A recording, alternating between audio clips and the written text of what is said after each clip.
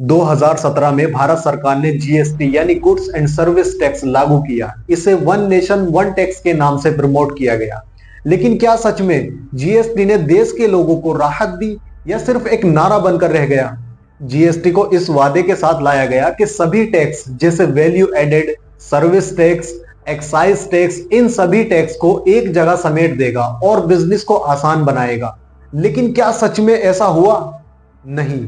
GST के तहत 0%, 5%, 12%, 18% और 20% जैसे कई टैक्स स्लैब हैं। 0% टैक्स स्लैब उन जरूरी आइटम्स और सेवाओं के लिए है जो जिंदगी जीने के लिए जरूरी है, जैसे खुली ताजी सब्जियां, फल, दही, दूध, छाछ, हैंडीक्राफ्ट और मैनुअली बनाई गई आइटम्स। एक समान टैक्स की वजह से अब जनता को यह समझने में परेशानी होती है कि कौन सी चीज पर कितना टैक्स लगेगा। एग्जाम्पल के तौर पर खुला प्रोडक्ट जैसे दूध और दही, कोई टैक्स नहीं, लेकिन वही प्रोडक्ट जब पैकिंग में खरीदते हैं तो जीएसटी लागू हो जाता है। आज हम बाजार में जाते हैं तो एक ही चीज हर दुकान पर अलग अलग कीमत पर मिलती है। क्यों? क्योंकि छोटे दुकानदार जीएसटी की पेचीदगियों से परेशान हैं। कई बिजनेसमैन को जीएसटी रिटर्न भरने के लिए हर महीने चार्टेड अकाउंट की मदद लेनी पड़ती है। क्या यही ईज ऑफ डूइंग बिजनेस है? जीएसटी के नाम पर हर जगह लोगों को लूटा जा रहा है। रोजमर्रा की चीजें जैसे दूध और दही और ज्यादा महंगे हो गए हैं। एजुकेशन और हेल्थ सर्विस जो जीएसटी के तहत नहीं होनी चाहिए पर इनडायरेक्ट तरीके से टैक्स लिया जा रहा है।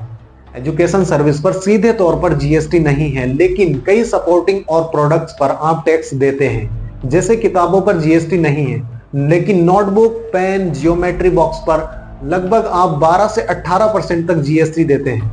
यह स्कूल और कॉलेज की फीस पर जीएसटी नहीं लगता, लेकिन कोचिंग क्लास और ऑनलाइन लर्निंग प्लेटफॉर्म पर आप 18% जीएसटी देते हैं। और इसी तरह दवाइयों पर भी 12 से 18% तक जीएसटी लगाया जाता है। वन नेशन वन टैक्स का मतलब था समानता, लेकिन अमीरों और गरीबों के बीच फासला बढ़ता ही जा रहा है। जीएसटी ने छोटे दुकानदारों की कमर तोड़ दी है। क्या ये छोटे बिजनेस को खत्म करने की साजिश है?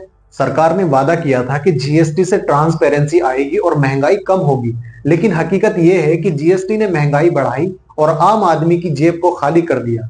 टैक्स की वसूली के नाम पर गरीबों और मिडिल क्लास को परेशान किया जा रहा है।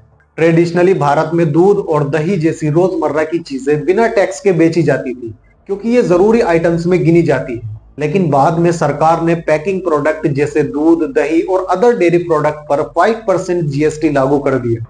अगर आप बाजार से खुला दूध या दही खरीदते हैं तो इस पर कोई जीएसटी नहीं है, लेकिन जैसे ही ये प्रोडक्ट पैक होकर किसी ब्रांड के नाम से बिकता है, उन पर 5% जीएसटी लगना लगता है। इसका मतलब है जो प्रोडक्ट आप पहले 100 रुपए में खरीद रहे थे, अब उस पर 5% का टैक्स लगने से आपको 105 रुपए देने पड़ रहे हैं।